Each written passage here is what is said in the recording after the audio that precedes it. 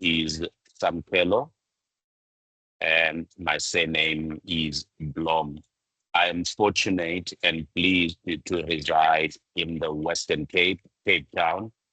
Practically, that means every day I wake up, on my left-hand side is Table Mountain, and then on the other side is Robben Island. Even though Mandela spent 27 minutes there, or 27 years, I'm hoping one day I'll be able to spend 27 seconds at Robben Island.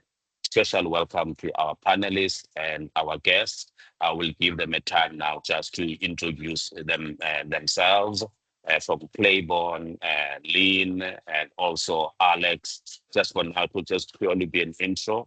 We wanted to make this session to be very interactive, including the 12th language, which is the sign language.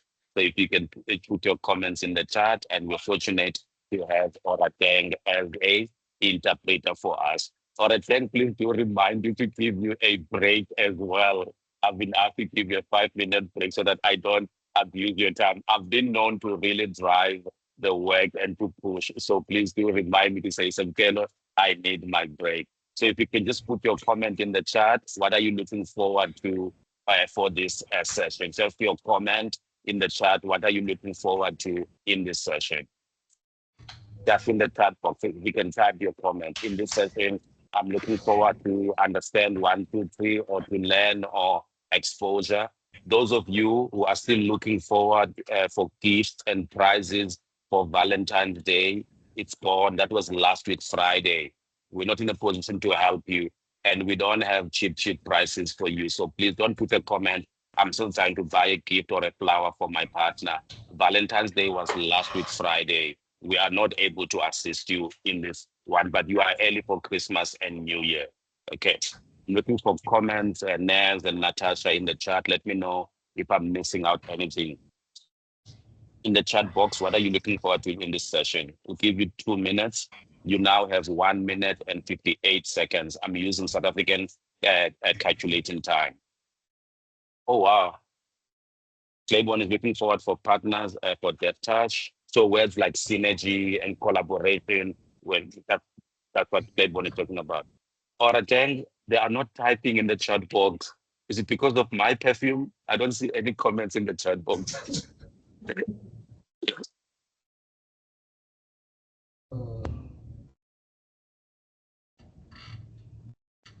But I think you can let the guys know they can use the chat to just comment on what it is they're looking to get from the session. They can just type it into the message box. Excellent. As people are typing, just want to give a big shout out to my sister Natasha and my sister in the Western Cape, and Nav, who've been working behind the scenes to make this successful. They're also still helping us as well. Thank you to Claiborne. Thanks to Lynn. Alex, thank you for just stepping in to come and also assist us. Behind the scenes, many people have worked to help this session to be successful. I want to give a time now for the panel to introduce themselves. I would like to start with Ms. Lynn first, and then Ms. Lynn, if you can hand over to Claiborne, and then I'm going to come over to my dear sister Alex as well. Just a brief intro about yourself, who you are. Please, at this stage, don't tell us how many traffic fines you have. It's just a brief intro about yourself and your background and your work. Okay. Ms. Lynn, do you want to start, Sissy?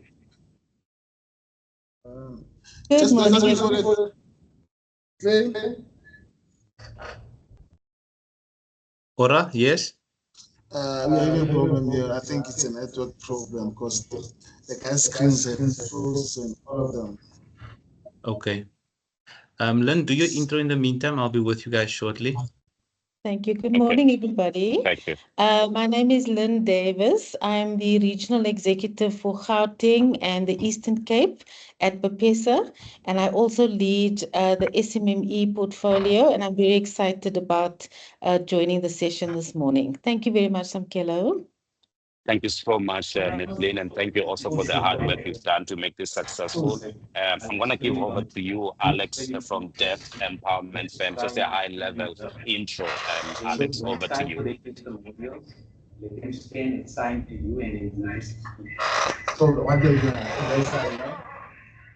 is now exclusive to all of them. Okay, Alex.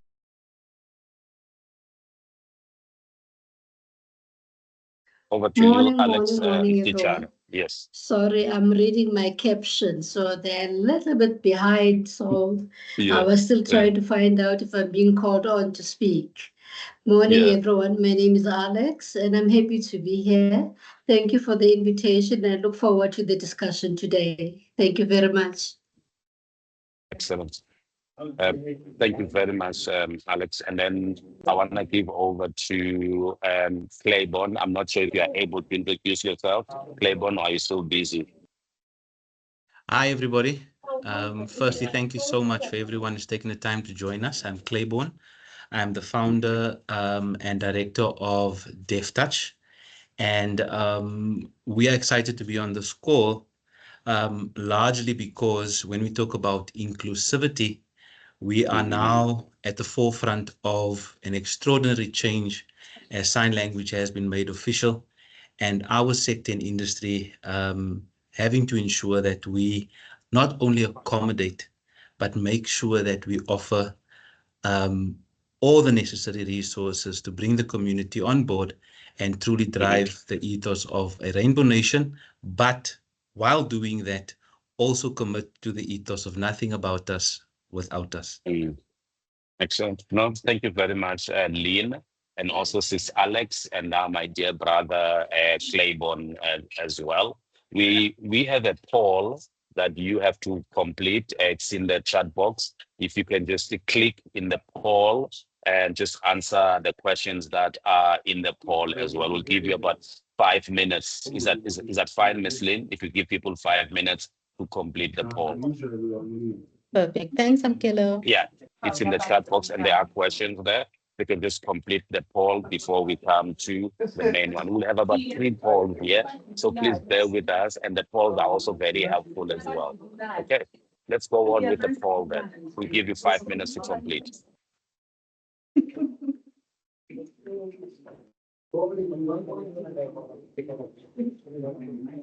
If you have any challenges with the poll, please put your comment in the chat box or please do raise your hand.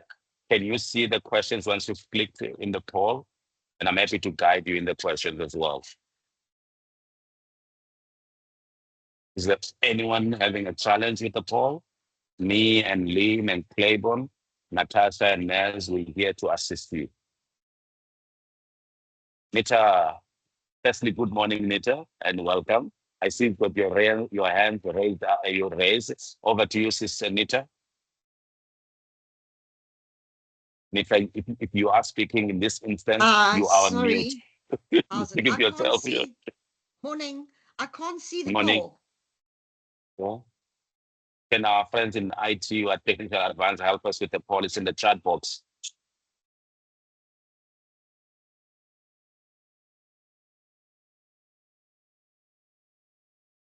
It's right on top of the chat. I'm told it's right on top of the chat. Let me know if you win. Natasha, you've got your hand raised as well. Thank you, Samkelo, and good morning, everyone. So the first poll is at 9:07. If you just scroll up, it reads, do you know how many of your clients could be deaf or hard of hearing? So that's the first poll at 9:07. No, Okay, can't thank see. you. Who says can't see? Me. Can you, yeah, please, can you just paste it again, Natasha? It's now 10:08. Just, are you able to paste it again so that it becomes more recent as well? Oh, there's it. Tash, you are a sister I never met at hospital. There's another, she's put the same poll at 10:09. There it is, colleagues. Thanks, Tash. Thanks, Naz. Giving you 4 minutes now to complete the poll. Nita, you good to see now? I didn't realize I had to click the button poll. I'm blonde, No, don't sorry. worry. Yeah, don't worry, Nita. On the 25th of December this year, we are running a digital literacy course only for everyone who was here, but only on the 25th of December. I'm also attending. I'm there, thanks.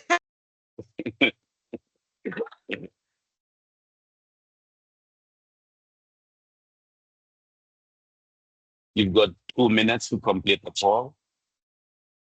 Tash, help me out. Normally in other polls, we are able to see how many people have completed the poll. Are you able to see behind the scenes how many people have completed? Yes, I am. So it seems Perfect. that we only have 5 people who've completed the poll so far. Oh, wow. Just give them 2 more minutes to complete the poll. We've only got 5 people and nobody can say there's load shedding. That was 2 weeks ago. So everything is working now. Even if you are using a Pro Line laptop, not a Dell, you are welcome to complete the poll. We do know that Pro Line runs on Celeron, but you are welcome to complete the poll.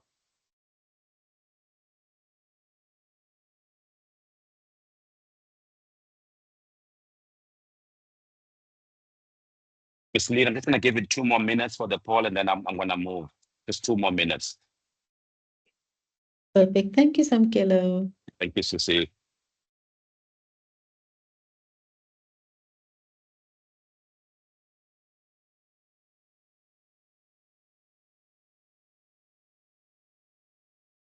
You've got 1 minute left for the poll. Somebody called RJ. It's not a clothing brand from Markham's. I'm sorry, I'm unable to see it even if I click the card. Somebody called RJ, not a clothing brand from Markham's, says, I'm sorry, I'm unable to see it even if I click the card. And also somebody called AS, it's not Adidas. Says also, I'm unable to complete the poll, AS. Yeah, I guess you can type in the chat, but let's use the chat for people to type as well. Well spotted there, Claiborne. Can we just pop Maybe the question in the chat? Yeah. The poll question is pop it into the chat and then you can then also people get can guys just to respond there. Okay. Help me out. Rahul, we're gonna pop the question in the chat.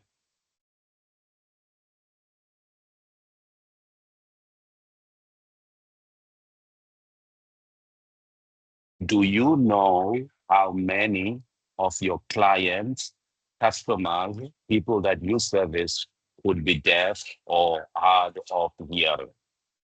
Do you know, yes or no?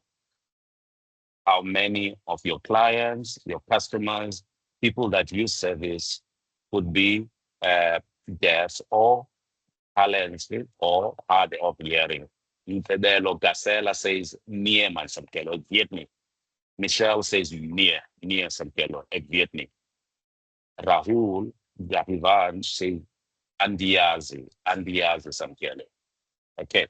And then while others are still busy completing the poll, I'd like now to give over to my sister Alex to introduce herself and her business, the work that she does, that 10 minutes of intro and bio and the areas that you work at now. So I'm going to hand over to Alex to introduce herself, the work that does, and also her background. Alex, I'm only allowed to give you 10 minutes, but if you buy me a bar one chocolate, I might be able to give you 5 seconds extra. Over to you, Alex.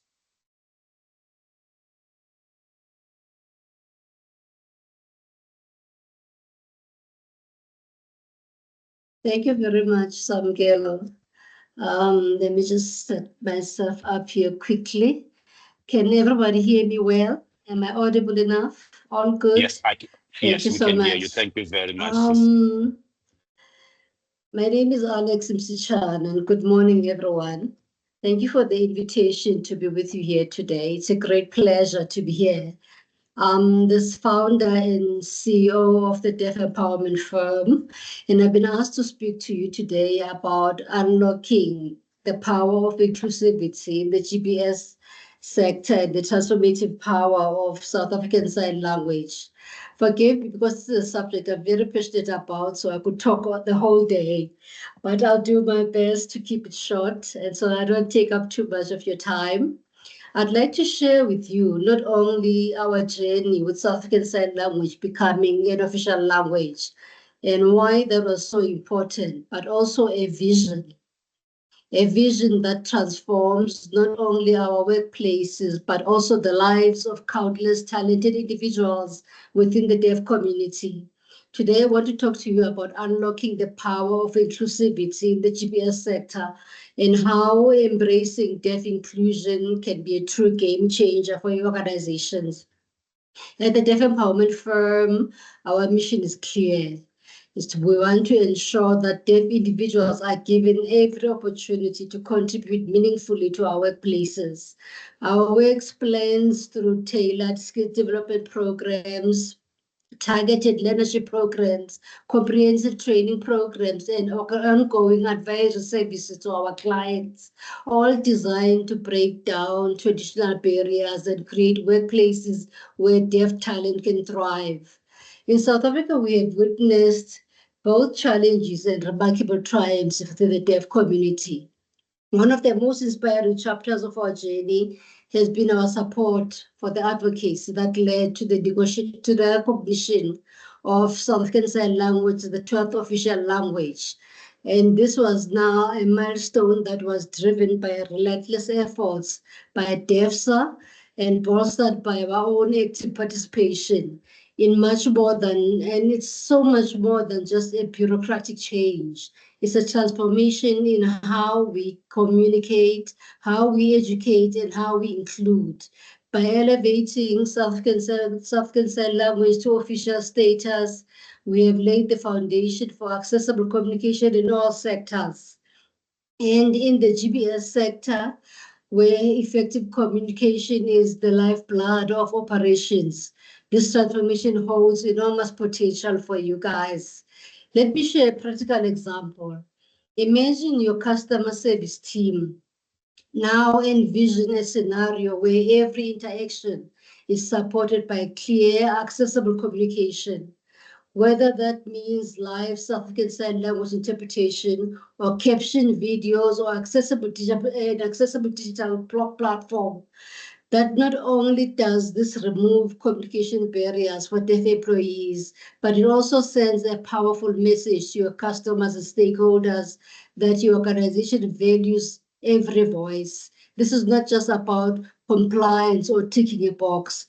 It's about truly unlocking a wellspring of talent that has been forgotten for too long and underutilized for too long. Yet I know that there are really real challenges within our sectors. Many organizations in the GBS sector may face significant hurdles, and this may range from outdated internal practices and limited access to specialized training to a general lack of awareness about the strengths that deaf individuals can bring to your organization. And we at DF believe that these challenges can be transformed into opportunities through a series of practical, incremental steps that we can show you that you can use to close the gap. First, for example, consider revisiting your hiring and recruitment processes. Ask yourself, do your job postings reach deaf candidates? Are your application platforms accessible? Simple modifications such as ensuring that online application forms are compatible with screen readers and providing clear guidance on how to apply using South African Sign Language interpreters and captioning can always open up a lot of opportunities for a talent pool that can bring much more significant change to your organization. Next, I would like to just touch on about training. We recommend integrating deaf inclusive models into your existing training programs. For instance, hold regular sensitization workshops where your staff can learn basic South African Sign Language and effective communication strategies. This not only enhances teamwork, but also creates an environment where deaf employees can feel seen and appreciated and supported within your organization. And at DF, we have successfully implemented such training programs for our clients, and we've seen firsthand how even a modest initiative can spark a cultural shift where deaf inclusion becomes embedded in the company's DNA. Furthermore, I'd like to suggest that maybe consider also establishing mentorship programs tailored specifically for deaf employees by pairing them with experienced mentors who might be within your organization or even external experts. You create a pathway for career development that ensures sustainable growth and integration. One of our success stories involves deaf candidates who we placed at an organization in the south of Johannesburg. At first, they were not really eager on taking on deaf people, but they gave us an opportunity after we negotiated for about 3 years to get the employer to accept that they can implement this change in the organization. And I'm proud today to share that one of those candidates has today been promoted to a supervisor position. And this just shows that, the fact that when provided with the right support, deaf talent not only meets but exceeds expectations. It's a very proud moment that we're sharing where this candidate succeeded through the organization. She's been there for 5 years, and today she's a supervisor in a supervisor position within the company. So we also offer comprehensive disability audits and policy reviews.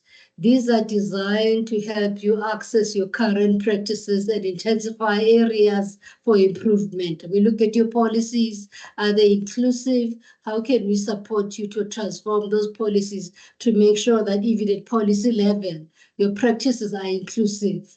And this means that not adapting only physical spaces and digital platforms, but also cultivating a culture where every individual can contribute and their contributions are valued. So as we look forward to transforming the GBS sector, it's important to recognize the broader impact of these initiatives. Inclusive practices lead to so much higher employee engagement and reduced turnover, and even improve customer satisfaction. When your workplace reflects the diversity of the community, you are better positioned to innovate and solve complex problems. In essence, embracing deaf inclusion is an investment in the organization's future, a way to a future-proof your business in an increasingly diverse and dynamic market. I invite you to view deaf inclusion not as an added expense or regulatory burden, but as a strategic advantage, partnering with us to assist you to leverage your expertise and build a robust, inclusive environment that not only meets or exceeds the demands of today's competitive landscape in the GBS landscape. As I conclude, the journey towards inclusivity is both challenging and immensely rewarding. I can tell you firsthand, the clients that I've worked with who at first were very fearful about bringing deaf people into their organizations, but now can proudly say how proud and rewarding they feel that they undertook this journey and they now have deaf people that they've empowered within the organization. So our collective experiences highlights that by historic exclusion, by the historic recognition of South African Sign Language and the tangible success stories of empowered deaf professionals, this demonstrates that true transformation is possible.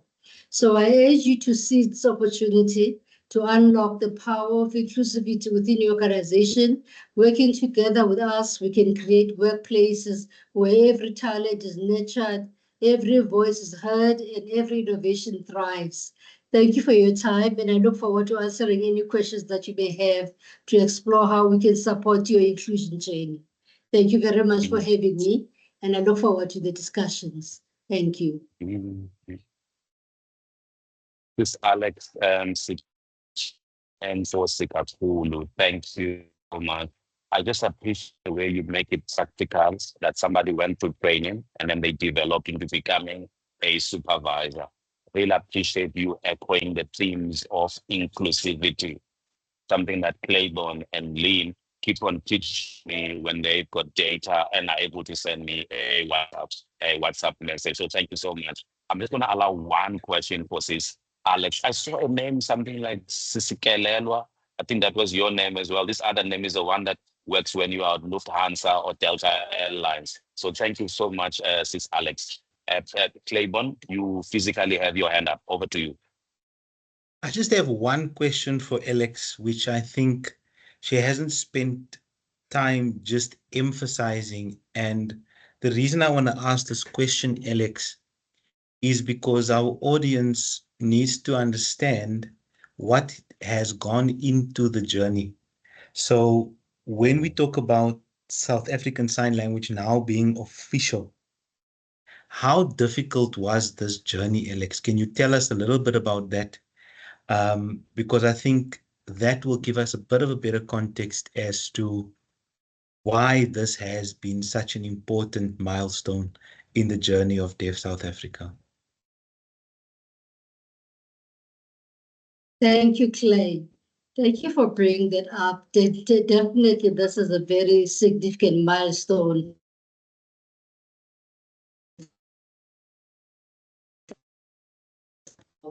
where DEFSA took the lead in advocating the language. And the reason for that was that not just a nicety to have sign language official, but recognizing that South African Sign Language is a human right for deaf individuals. Because without sign language, services are not accessible to the deaf community. They'll take an example. You go to the police station, you want to report a case, you arrive there, no one can assist you because no one can communicate with you in your own language, which is South African Sign Language. So this is about basic human rights, ensuring that we can access basic human rights. And the journey was long. We fought for many years, speaking to government, advocating through marches that we held. We're out there in the streets marching to make sure that we make this issue highlighted and heard at the highest level of government. And through the years ultimately we came to a situation where the bill was drawn up and it went to Parliament. And Parliament unanimously approved South African Sign Language to become the 12th official language. Now, this has opened up the doorway because even at education level, if you can see the situation within the deaf community and the education of a deaf child in South Africa, we have a very unique situation in this education space for deaf children where teachers at schools for the deaf even don't know South African Sign Language. So a teacher stands in front of a classroom and they improvise in how they deliver the curriculum. And what does that do to the deaf child? It leaves them with an education that is inadequate. By the time they reach, some schools don't even offer the curriculum up until matric. So by the time they exit maybe at grade 9, some fortunate to reach matric, they exit with a qualification that is so much lower than their peers within the market. How do they then begin to look for employment? We employment, we look for employment opportunities. The entry requirement says matric, have that trick. And you try and place them in employment becomes a huge struggle, a big challenge. So now with South African Sign Language, it has also become a language of learning within the deaf schools. It has also become an examinable subject. So matric students can now also study South African Sign Language as a subject, and they can write and be marked on the success of their comprehension of that subject. So it's a much, much broader issue of sign language, not just about language and being able to communicate, but basic human rights, ensuring basic human rights for the deaf community, and that they can enjoy all the rights enshrined in our constitution as much as all citizens in our country. Thank you for the question, Clay. Okay. And thank you so much, Sis Alex. And Claire, that was a very good question. Sis Alex, I appreciate you just taking us to the journey, how we got here. Some of the things you shared, Sis Alex, are quite emotional when you share about the person going into a police station and not being able to report a case because there's nobody who understands or what happens in learning. So thank you always just making it more practical and relevant, but also sharing the challenges that some of us take this for granted because I walk into a police station, I'm able to speak to another human being. So this work carries emotions and exclusion. Hence, we call this session Inclusivity.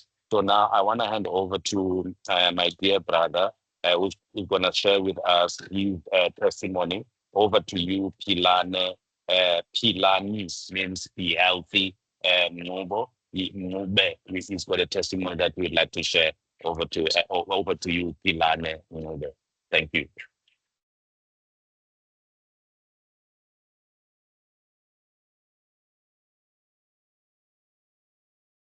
Just as a heads up, we are having a bit of technical issues internally. So we do have our interpreter that is actually present with us on the call.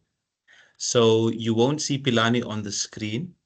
Pilani is standing in front of Orateng, and Orateng is doing the interpreting for us.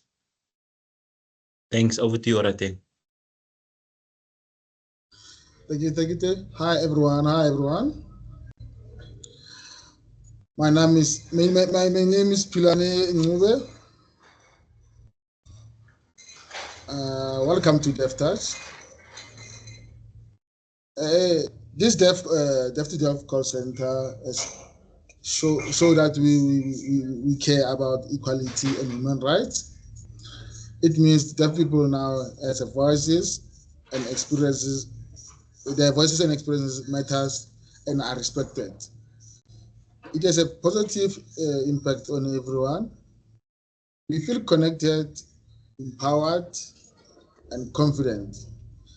It helps the deaf community to connect with the world. And it's about understanding the deaf culture, the challenges they face, and taking responsibility for communication. From Pilani Ngube, thank you.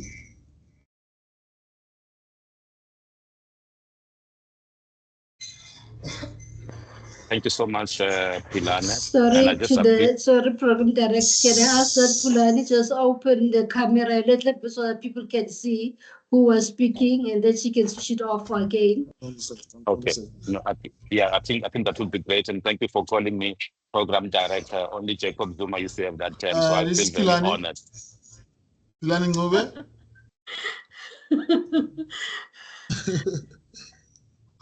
Hi everyone. We see you, Pilane and Ngube. Thank you so much. Thank you. Love you. Bye. Thank you so much. Good. Yeah. And then the next in the item is going to be Thank you for that. Yeah, asante sana. The next item in the agenda is going to be a video insight. To you, Claiborne, Lean, and Naz, can we also ask that even if we could just be shown as we go with this session, the small things that we can learn, how to breathe in deaf language, how to say thank you. That will take 3 or 5 seconds. That when we leave here, we leave much more wiser and much more brighter. Somebody can just show us now and I can say, this is how you say thank you. This is how you breathe. Orateng, please help us, Orateng. Please put us in our field, Orateng. Okay, let's do this video. Can I call Pilani as a deaf person to do that? Yeah. Okay, before we do the video, Pilani is being asked again. Sorry, Lynn, I'm just trying to, because the session is called Inclusivity. I think it would be good for us just to learn just how do you breathe? How do you say thank you? Those small things. Pilani? Come. Because I saw Alex doing this and I thought she was supporting Sundowns. And I remembered, no, she was doing a sign language. Okay. Okay, yes, Pilani.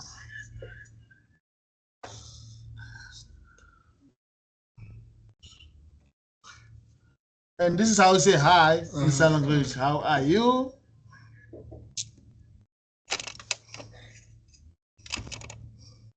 So this is hi, and then this.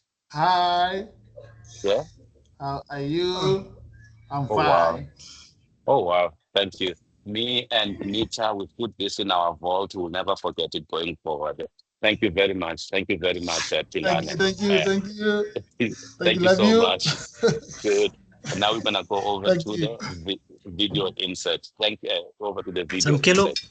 Yeah. Just a quick one before we play the video. I feel convicted just to explain very quickly what the audience is about to see. Just so that as they watch the video, they can sort of understand 100% what they are looking at. So to the audience, this was the first deaf-to-deaf call that has ever been made in South Africa. And it was a landmark moment for us in the call center, but also in the sector. It's been made possible by a host of stakeholders, which includes BPESA, and I'll share a little bit more about that.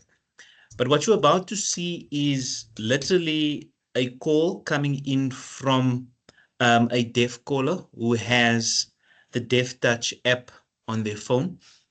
And that call is coming into our call center. What makes the call unique is because it embraces fully South African Sign Language that has made call center services now fully accessible to the deaf community in a manner that accommodates sign language fully. This has given us great opportunity to train up these individuals that's in the call center, but more importantly, to advocate and to educate the deaf and the hearing community as we now embrace South African Sign Language within our sector. So I trust that you will be able to see that displayed in the call and that you'll enjoy it. Thank you so much. Natasha, you can take it away.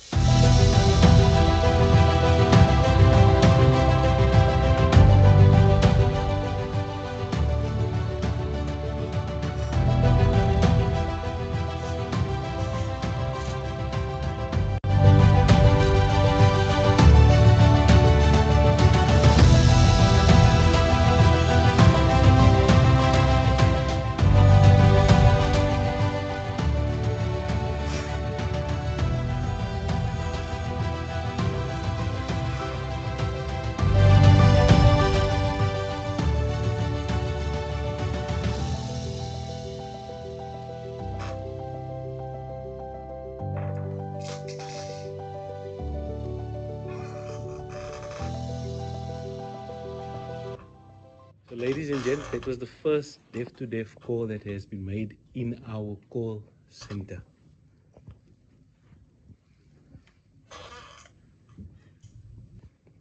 Thank you so much for the video, Claiborne.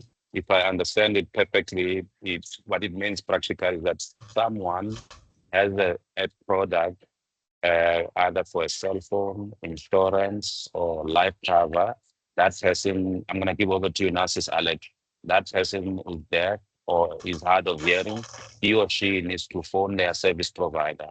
For the first time now, that person can have a call center agent who understands the sign language who will be able to communicate. I'm trying to break it down. Is that how it is, Claiborne? Samkelo, great point that you've brought up.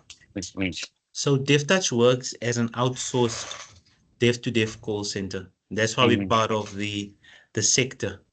The reason for that is because in-house, we subscribe to the ethos of nothing about us without us. Yeah. And this call center, as you guys saw, it's 10 individuals that are being trained up and 10 individuals that now has a job. These 10 individuals now are waiting for your organization to partner with us so that we make your service accessible to the deaf as your customer service platform. Okay. That means that the deaf are now simply able to call from their phones or even call from your WebRTC link embedded in your website. But Samkelo, as you've said, that's exactly what happens in this case. Okay. And so we as DeafTouch would like to offer that service to the various members of the PESA because they've been trained now. So any call center, any PPO can now make use of this service. Sis Alex, apologies. You had your hand up a long time ago. Over to you, Sis Alex. Apologies. Thank you, Samkelo. I couldn't raise my hand on the device here of the Teams. So I went the manual way of raising my hand. Thank you. I just wanted to say, how excited we are in the deaf community about this call center. Because remember, I spoke about our basic human rights that are violated on a daily basis because people cannot communicate with us. Imagine me being old as I am, being a businesswoman, owning my own business, and then I have an accident on the side of the road, and I'd like to call my insurance company to report my accident. And they cannot talk to me. They want me to have somebody else to assist me talking to them because they refuse for me to talk. They refuse to talk to me through a third party. And they're always saying that I must always have someone with me to assist me with communication. And that's such a violation of our human rights. I mean, I'm a grown-up adult. I can handle my own business. But when I want to access services through a call center, I'm not allowed to be able to speak directly with the call center agent. In most cases, I have to call my teenage niece to come and talk on my behalf with these people. So this is just one illustration of how our human rights continue being violated on a daily basis. And with services like the Deaf Touch Call Center, we're beginning to see some light at the end of the tunnel where we can say that we can independently and with dignity conduct our own business as people coming from the deaf community. So we're very excited about this initiative and we want to see it thriving and becoming much more bigger. Thank you. I just wanted to add that personal touch as to how this is empowering us in the deaf community. Thank you so much. Thank you, Sis Alex. And now it's time for another poll. We're going to put the link in the chat, and also you can see in your screen as well. We have a poll that's coming up.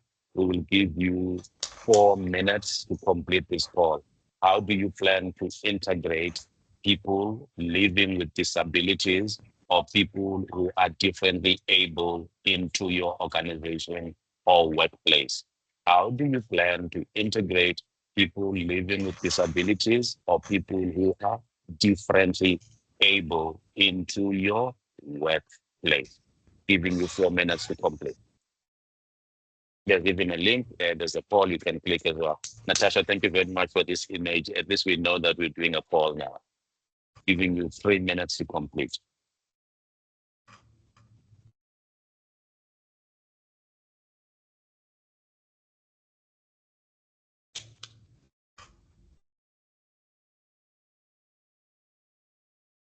Giving you 2 minutes now to complete. Tash, would you like to share with us how many have completed the poll? In the earlier one, Tash, you said it was only 5 people. How many have completed now, Tash? Samkelo, I see 9 responses here. Oh, wow. That's good. That's good. Yes, thank you. Just give it 1 more minute.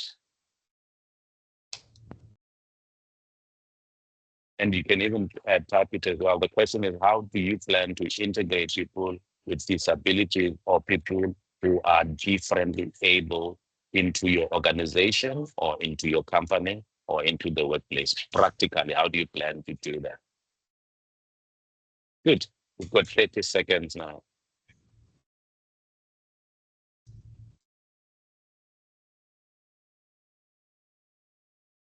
Good. Thank you, colleagues. That's all for the poll. And now we're going to take a body break. Ms. Lynn, is it fine if I give 5 minutes just for a body break? Naz and Lynn, are you happy with that? Yes, just bearing in mind we have to close by 11:30. Thank you. Okay, perfect. Yeah. So we're going to take a body break. I did my education in a township school. A body break doesn't mean that we are breaking bodies because my English was not so good. It's just a time to relax, to stretch and stand up. We all should be back. It's now 10:45. Can we please all be back at 10:50? And thank you, Lynn, for that time warning. 5 minutes body break. Send that WhatsApp. Take the chicken out of the fridge. Process that EFT payment. And whatever you do in your body break, tell your partner that you love them. 5 minutes. Thank you so much, Oratan. You can take a break as well.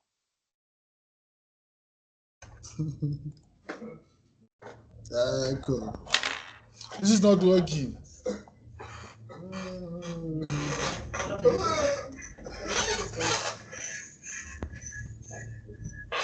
Oh.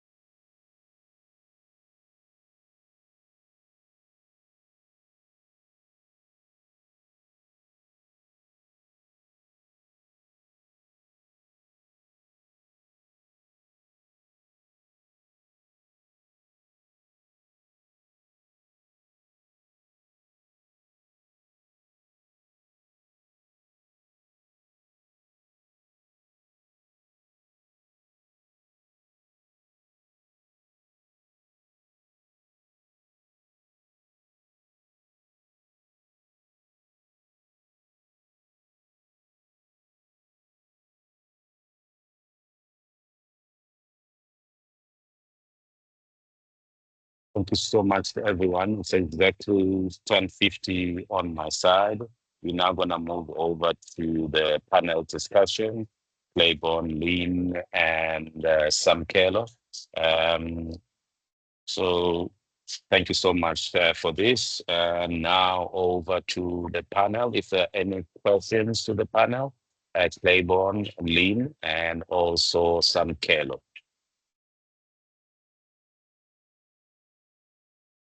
Miss Lynn, are you still there? I can't see you.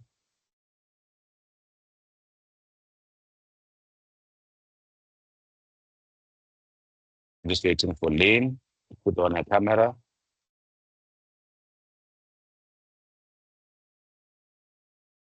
Welcome back, everyone.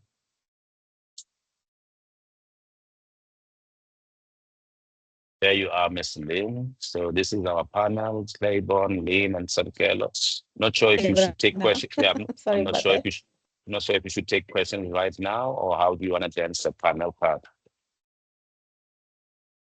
Claiborne, can I hand over to you for that?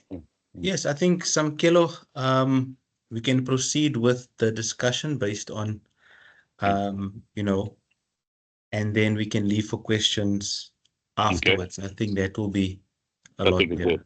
Yeah. Okay. Okay, let's proceed then with the discussion. Over to you, Lynn and Claiborne. The theme is inclusivity.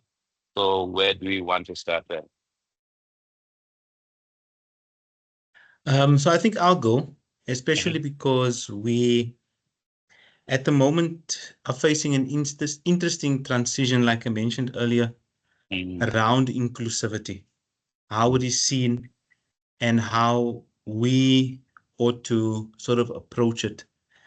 Historically, when DE&I was introduced, we still saw a huge disparity being created between those who genuinely needed inclusivity for the purposes of their participation economically. And then we also had a bit of a rift where, you know, inclusivity wasn't seen through that lens. And this meant for a community that is in much need, that resources were still not reaching this community. So when we look at our sector, it still had a similar sort of way that it played out. And so we are hoping that we can define inclusivity according to a lens that sees individuals that couldn't participate, not necessarily because they are not knowledgeable, but purely more because the marginalization has caused such a big gap between the have and the have-nots.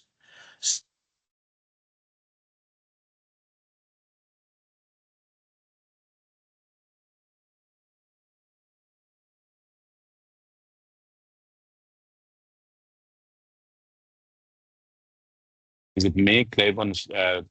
I've lost Claiborne. He's hanging. Am I the only one? Yes, I think that Claiborne's screen is frozen, Sam Keller. Okay, good. Am I back? Yeah, you're back now. So at some stage you were frozen. You know, you're talking about the lenses and how we see individuals. That's when we lost you. You did explain earlier on there are some technical challenges. So over to you, sir, again. All right. So as I was saying, so when we consider the importance of, you know, re-looking at how we see inclusivity, our transformation strategies are also going to be able to adapt in line with that. So if we see where DevTouch has positioned itself within our sector, inclusivity is not defined by me as a hearing individual, nor by you, Sam Keller, nor by any other hearing individual. It's defined by the community that you want to serve. And so the ethos that governs the disabled community is nothing about us without us. And that's why you'll see on the call today, we have all my deaf agents available. Besides the network problem, we've also accommodated for captions. We've also accommodated for a sign language interpreter. And This truly gives us an opportunity as a sector to consider what have our practices caused? Has it caused more division? Has it truly created inclusivity? And if not, how can we relook at this, but in so doing, create new strategies that will ensure that when we look back at the journey 5 years from now or 10 years from now, we will have such an integrated and inclusive community that it would be common practice to know, Staff the aren't deaf are coming in on a included. Tuesday. So, yeah, I think that for now, Samkelo, I trust sums up inclusivity for us as an organization. Yeah, on my side, just one point before I give over to Lynn.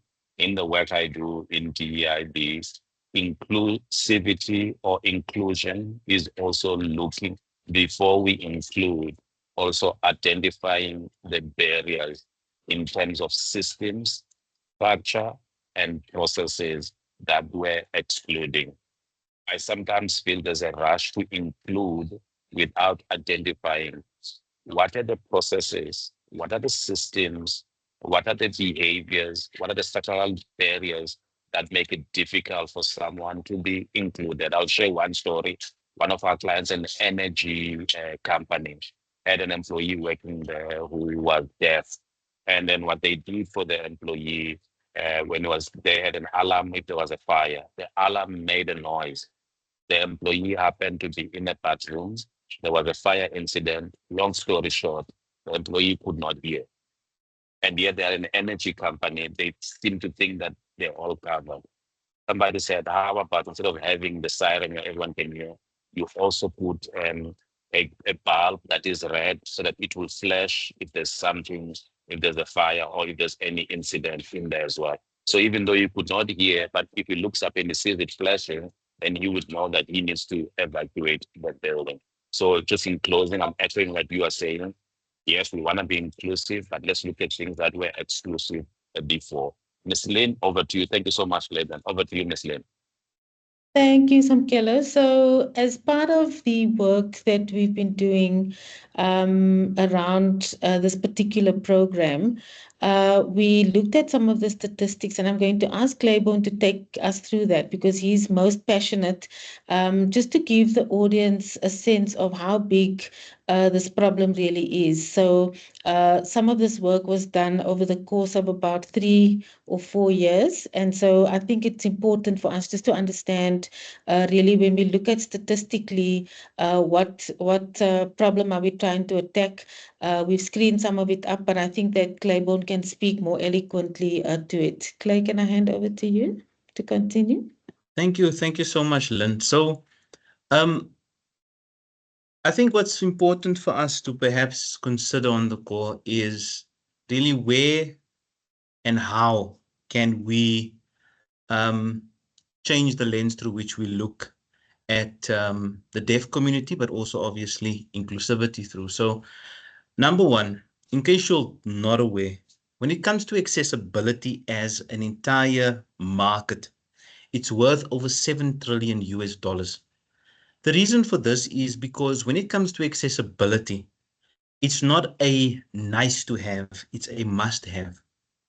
And so whether you're deaf, whether you're blind, whether you're physically disabled, or whether you have neurodisabilities, the full spectrum of disabilities, that is how you approach the accessibility. So you literally don't have a choice, and it's something that you must do if at all you're looking to have any sort of life that is inclusive. Globally, if we look at just the deaf community, we're looking at 460 million deaf and hard of hearing. And out of that, 70 million use South African Sign Language. Crucial to note, though, that sign language differs from country to country. So South Africa has their entirely own sign language dialect. Not down. And that differs from Britain, England, America. When we look at South Africa, we have more than 4 million deaf and hard of hearing individuals, of which over 600,000 use sign language every single day as their mode of communication. And the bigger problem, which is the last part I want to touch on, is less than 20% of this community have access. Now, when we talk about access, communication, in our opinion, is what makes the world go round. Without communication, you don't have access to simple things like education. And when we look at education, less than 20% of the deaf community are able to reach a qualification that is able to get them a sustainable job. Number two, outside of education, you have employment. Employment is at a staggering 75%, simply because not being able to communicate keeps you locked out of the economy. But then we also look at simple things like what Alex mentioned earlier, and also what you touched on, Samkelo, is simply because I speak a language that is not commonly understood, but also accommodated, simple things like a 10,111 call becomes impossible, which you and I as the hearing community are easily able to do and get over with. But when we look at the problem, what we must also see is opportunity. Here is a market that is underserved, and they need products, services that is being offered currently, whether be it telecoms, whether be it in training, doesn't really matter where it is, there is a great opportunity. But in addition to these opportunities, if we look at the South African business landscape, there are organizations that are massive, struggling with BEEs, struggling to find correct ESD partners. The list of issues within corporates with the different targets that they have comes under huge challenge. And partnering with organizations that allows you to address this problem in a manner that has already been looked at, where the communities are involved, they know what they need. And that's exactly what DevTouch, for example, has gone and done. Is when we started out, went straight to the deaf community, spent over 3 to 4 years in the deaf community, understanding what's the need, where the problems are, what are they doing, how's it currently being solved. And that's how we came to where we are at the moment. And this automatically translates into an opportunity for our sector, simply because we are now able to develop strategies, practices, and robust models that could incorporate the deaf community. So, Lynn, I just want to touch on one thing as well quickly. When we talk about nothing about us without us, the way we see it as DevTouch is we can't now just focus on one specific community. We have to focus on the greater community that makes things possible. So when we look at the work that Pepesa has done in partnering with us, the likes of People Solutions, People Solutions, for example, recently came on board with us and said, listen, we have a service. We want to offer this to the deaf community. You guys as DevTouch have the means, you'll have the facilities. Let us partner. Our 10 individuals on this call today has made such a massive difference to both People Solutions organization, to Bepesa, to the different organizations such as the Jobs Boost Fund, Resilient Solutions that we are housed at. And as one organization, we have made a greater impact that stands to be not only explored, but also expanded. So when we look at how big the problem is, we must also see how amazing the solutions can be and how positively they can affect not only our our bottom line, but how these can service or sort of expand into a global picture. And that's what really excites us, Lynn. So thank you for that. And I trust we've been able to touch a little bit on that, but we have obviously more that we can chat about as well. Thank you, Claiborne. Sorry, Over to you. No, go Samkelo. ahead. You can go ahead, Lynn. Don't worry. You can go ahead. Claiborne, I think I see a hand, but before we go to the hand, and it's Nita's hand. Claiborne, I think what would be important for the audience to understand, and Alex touched on it a little bit earlier, is, just tracking of this journey. I think people take for granted that this just comes together, right? And it doesn't, because we had a number of challenges, bumps in the road, lessons learned. And I think for for the organizations on the call today, it will be important for them to kind of understand what that looks like, and how we actually got to this point. So if you can just very briefly, I know it's a long story, I'm trying to ask you to pack something of 4 years into a couple of minutes, right? But I hope that you'll be able to just give the audience some kind of insights into what that looked like. Wow, Lynn, like you said, it's a long story, but I'll sum it up as quickly as I can. So usually when we as DevTouch approach organizations, they are able to see the numbers, do the calculations, and then they want to put us to the side. And that's the biggest mistake. We have an extraordinarily amazing business model, right? That incorporates a work integrated learning model where we are able to address 3 focus areas. Number 1, accessibility. Through our call center, we offer accessibility to these 600,000 South African Sign Language speakers in different services. Number 2, the 10 individuals in our call center at the moment, which, by the way, we need to expand to 60, and we are looking for organizations to help us with that. They get trained, they get a skill, and then number three is they get employed. So we have a full circle model that allows for training and absorption, and this is where a lot of previous, organizations failed, and DevTouch is able to say, listen, this is what we offer. And because a lot of these organizations, Lynn, see that value, they immediately want to put us aside simply because they have, the resources, they've got the money.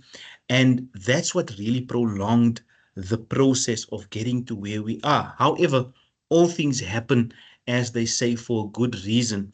And we literally, like I mentioned, one of the organizations earlier that are with us on the call, they came along and said, you know what, we don't want to do this without you guys. Let us partner and let us do it. And immediately that accelerated our journey. Pepesa, the Jobs Boost Fund came along as well. We've got Harambe through the SAYouth.mobi platform. But one of our most important partners, being Deaf Empowerment Firm, had also been with us on this journey for 4 years. And Alex can literally tell you how the frustrations arise when organizations see the opportunity, but then take her and her organization and put it to the side. And the only way we were able to do this is through partnership and making sure that everyone that has the expertise, the insight, the knowledge, that has been on the journey, that has done the job, give them a platform. And that's exactly what DevTouch has done. So literally, we would not have been able to recruit these 10 people on our own. Alex came and they did an amazing job in sensitizing and just making sure that the community understands what this means as well, while also advocating at the same time, Lynn. And this is where I think the biggest setback is the minute they hear this is an opportunity, they want to take it off our hands. But then that's where the problem comes in, because they don't know the community. And we cannot do this as a hearing, sort of community without the deaf community. So that's really what prolonged this process. But in the meantime, Lynn, we were able to establish not only ourselves as an organization, but make sure that those that partner with us play their role in a manner that fully assists, contributes, uplifts, enables, and empowers. Thank you, Claiborne. Samke, I'll hand over to you, but I saw that Nita's hand was raised. Hi, everybody. Yeah, I just Hi, think Nita. there's a lack of Nita, you can go education. ahead. How's it? Sorry.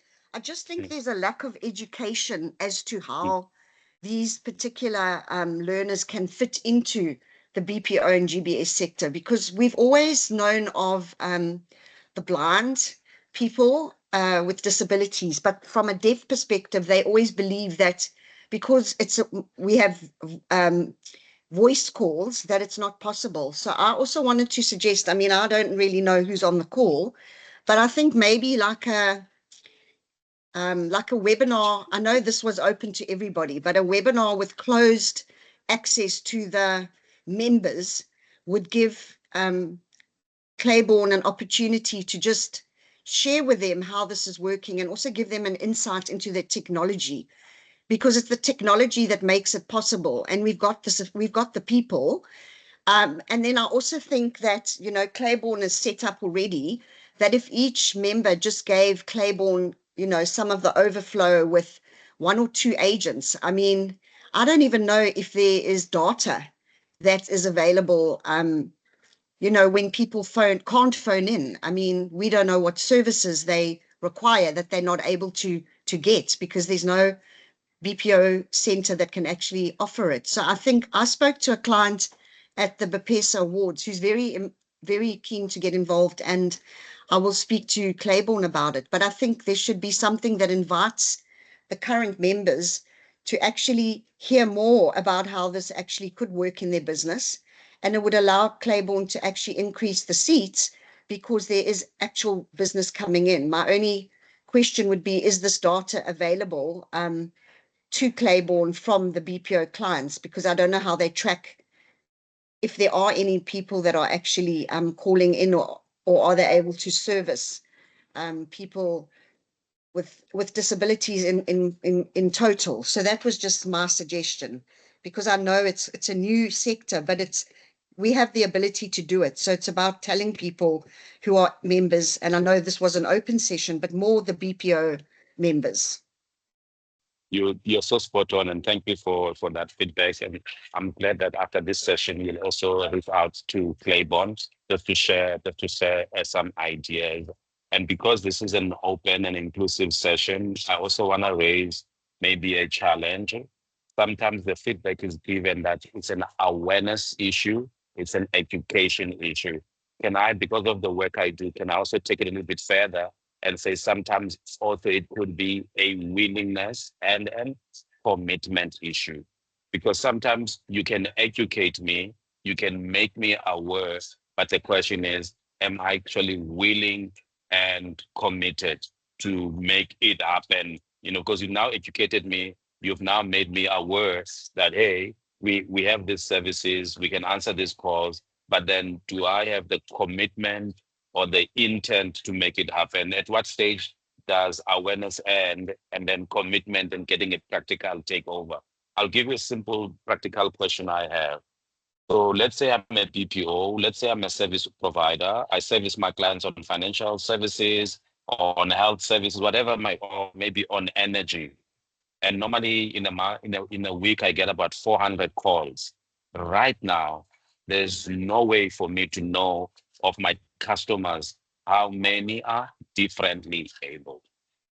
So right now, all my customers, they phone, they do voice for me, but is there a way for knowing how many of my customers for energy are differently able? I see Alex has got a hand up, and I'll give others to answer that question. Since Alex, over to you, but Nita, you are spot on, you are on the money.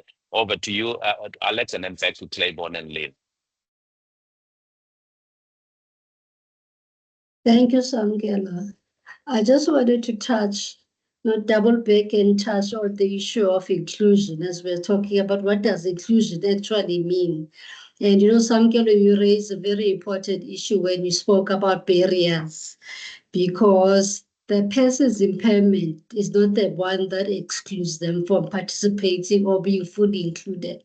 It's the barriers that are there in society that cause the disability. A person's impairment is not a disability. It's the barriers that are there. And once we get that right and start working on how we remove the barriers, that's where we can begin to see full inclusion. And this call center by DevTouch is one such good example. A call center is a call center where people get calls and they pick up. That's why it's called a call center. People call in and they get services. But if the method of getting that message across is not accessible, then that is where exclusion happens. But if you got technologies, assistive devices that can make it possible that people get to be able to participate and be included, that's what we applaud. And that is what the call center by DevTouch is doing, creating that access possible, creating that inclusion and making it possible for deaf people to be able to participate. And there's this big language that is used in there DEI space where people are talking about diversity, equity, and inclusion. But in that definition, disability is never mentioned. So when you're talking about inclusion, you are looking at all these other aspects of inclusion, but disability is not mentioned. And we're fighting very hard in the sector, advocating that disability must become part of our discussions in the boardrooms. There's this big movement of the Valuable 500 campaign, where CEOs of the biggest companies in the world have come together at Davos 3 years ago and sat together and said we need to start thinking about how we bring disability inclusion into our policies, into our planning, into our boardroom, so that we make sure that everything that we do from the planning stage, inception of whatever program that we want to roll out, disability becomes part of that discussion. So we very much applaud those efforts that specifically look at disability inclusion. And also, Clay spoke about people-centered solutions. It's a big, big issue within the disability sector where we are saying we don't want people making decisions for us. If you are planning on innovative solutions that you want to implement for the community, come to the community and speak to the community so that whatever solutions you come up with address what is actually the needs that the communities have. The route that Deaf Touch took in coming to us as the deaf community and saying, we have this idea, we have this innovative solution we would like to implement. Can you help us make sure that it's an impactful solution that is going to address your real needs? That is what we're looking at. Clay keeps mentioning, and I like how he keeps mentioning the slogan that we have in the disability sector: nothing about us without us. You cannot come and impose solutions to us. Much as we have these wonderful ideas, but come to us and test from us to see if the solutions are going to work. That is what true inclusion is all about. And I also saw one of the comments from one of our speakers, I think it was Nita or somebody, who spoke about education and how people with disabilities can fit into the sector. There's also this big push and big move in the sector that so much is happening around skills development. Young people with disabilities are being empowered through all these leadership programs that are wonderful leadership programs that are happening in the industry. But there is a lack of planning for the exit path of those leaderships. We give our young people all these wonderful skills. What happens thereafter? They go back home and sit at home with those skills because there are no employment opportunities for them. So we are saying in the sector, we're trying to transform this thinking. We know that companies get big points for conducting skill development programs, but we are not all about just getting points. What is the impact, real impact that you are creating for inclusion with those skill development programs? So when you start planning on those programs, we are saying from the planning stage, look at what is the exit path for these learners. What's going to happen to them when they finish their training? And the Deaf Child Call Center is one such wonderful example. The learners that are at the call center right now, where our learners at DF, they underwent our ICT training programs, but we're looking at how do we exit them from this leadership program? And Deaf Child became a partner that came on board, and we said, because they have got this skill, they can work in the ICT space, we transition them into the call center where they will get further training to specific call center operations, empower them further in that regard, but also ensure that they get employment within that call center. So we know that from the skill development investment that has been made, now they can independently stand on their own and live dignified livelihoods where they now have employment, they can provide for their families and for themselves and contribute to our economy. So all that ties in. That's how we can make really inclusive impact.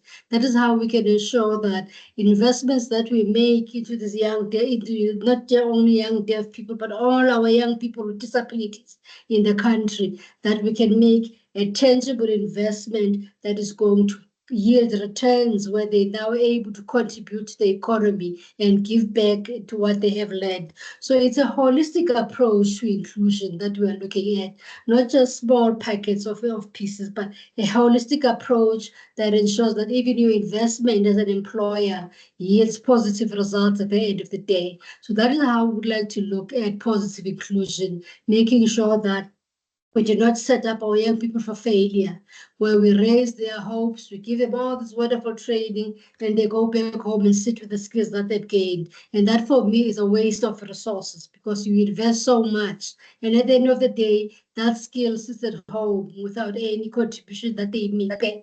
So that is how we like to look at total inclusion and empowerment for our people with disabilities. Thank you very much. Perfect. Thank you, Sis Alexis. I'm not sure, Lynn, do you want to say something, or Claiborne? Yes, Amkelo, I do want to say something.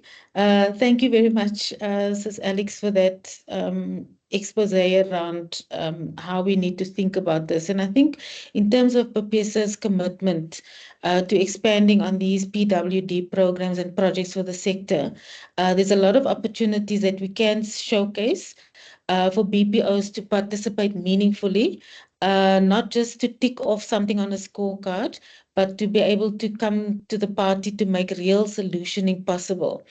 And then again, in terms of that skilling that you mentioned, Sis Alex, working closely to capacitate skills pipelines adequately, and then making sure that when we coordinate our sector-wide initiatives, that actually leads to the pathwaying of that young person into a sustainable opportunity. And once we are able to replicate that successfully, then we are able to provide more greater and expansive opportunities for young people with disabilities. I mean, I know that Claiborne has an ambition to get to 100 seats.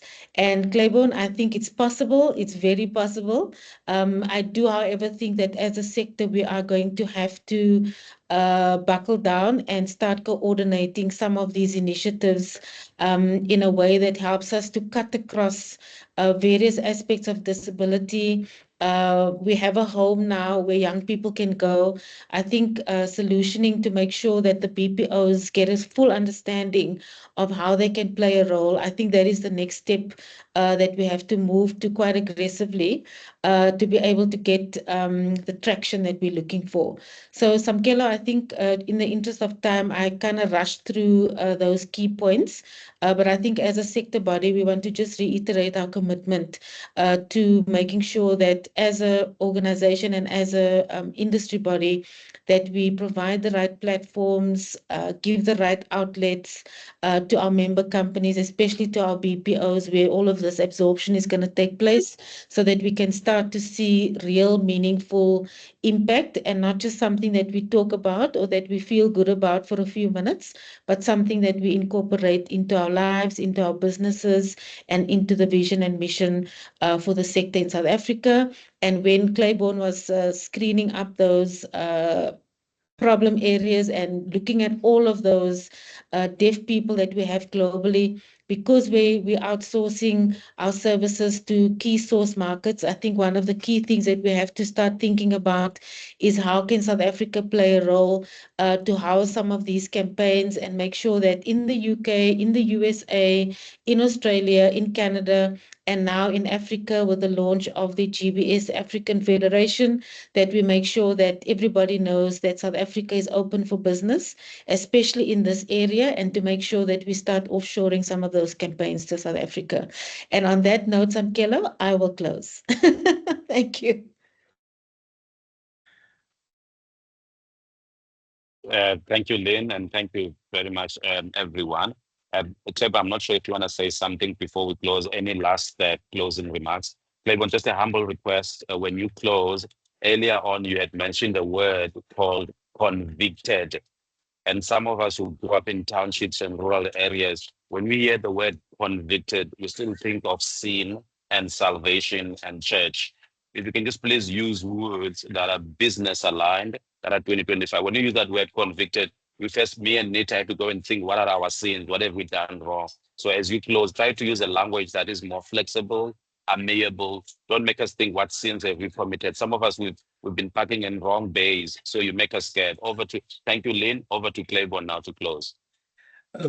Samkelo, you raise a great point, and I think I am convicted to not change my language simply because salvation is necessary for all of us.